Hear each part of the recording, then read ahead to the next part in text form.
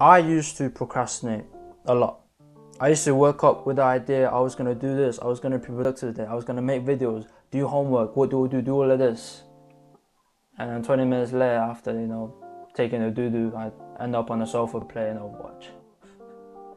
You see, video games are hella addicting.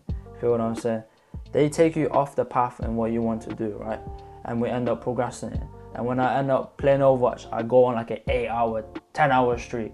And after, let's say, the third hour, it's not even fun at that point. And I'm just like, oh, I should go do some work. But then my friends are like, yo, hop on, bro. We're gonna have a rank up game, bro. Yo. Well, I'm nearly diamond too, bro. Yo, come on, man.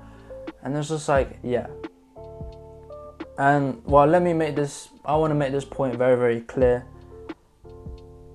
Doing actual productive work will always be more productive than the things I'm going to tell you to do when you're procrastinating. It's just the things I'm going to tell you to do, in my opinion, are 100% better options compared to what you do. For example, playing video games, or even to the point where you're watching, pornography, or flipping, I don't know, watching some shitty YouTube video made by like, who should I call it? Brent Rivera. I know he makes some like pretty wookie videos. So yeah, what are they? Number one, it is Lumosity. I'm not sponsored by these people or anything. I've got like 20 subs, right? No affiliate code or anything. I genuinely think this is just a good product. What is it? It's a bunch of like mini games, and essentially each of them tests like a section of your cognitive capability. So like attention, problem solving, speed, memory, flexibility, for example, right? And they've also got like a bunch of like languages and maths games down there, and essentially what it does, it trains your brain. So you play a video game and it tests those areas of your brain. So when you can't be asked, you're burnt out, what do you do? Sitting there, you're like, I want to know what you have to do. Hop on Lumosity and you're literally playing a game. And you can get addicted to these games. I got addicted to these games, but I would spend like 2 hours sweating it. Like, it is actually really good. And guess what? I felt my brain working for the first time in a long time. I genuinely felt my brain working. One of like the problem solving games, I was there like, and it's actually good. Again, I'm not sponsored by these people, and it is a paid product. The 2-year deal, it works out to like £3 a month or something, bro. Like, if you ain't got £3 a month to spare to increase the capabilities of your brain, what the f you doing watching my video? Okay, number 2. 90% of people probably clicked off by this point. So what I'm about to tell you is a special people probably do it. And that is simply just to do nothing. Chances are what you do during your procrastination stages is actually setting you back. Watching a highly edited and YouTube video with cuts there, explosions everywhere, boom, and different camera switches every like millisecond, or going through TikTok where you're scrolling new piece of content every 3-4 seconds.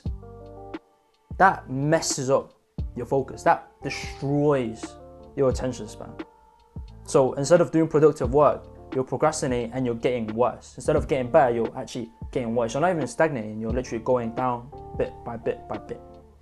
So simply doing nothing and being stagnating, chances are would be better than what you are doing right now.